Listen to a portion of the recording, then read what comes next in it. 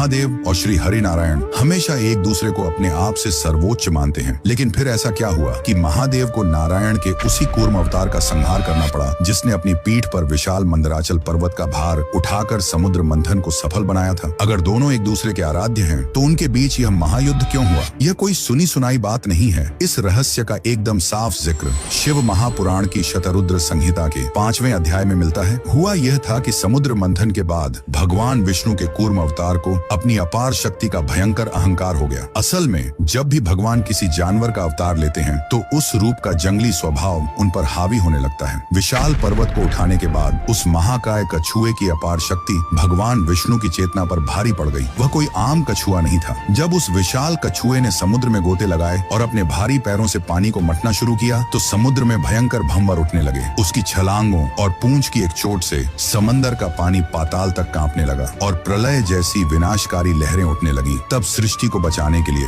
समुद्र की उफनती लहरों को चीरते हुए महादेव प्रकट हुए। उन्होंने अपना 8 हाथों वाला बेहद विशाल और क्रोधित रूप लिया, जिनके हाथों में त्रिशूल और कई अस्त्र थे। शिव के इसी क्रोधित और शक्तिशाली रूप को कूर्मांतक स्वरूप कहा जाता है। महादेव ने कूर्म अवतार के सामने आकर उन्हें समझाते हुए कहा, हे कूर्म, अपने इस अहंकार को त्याग दो।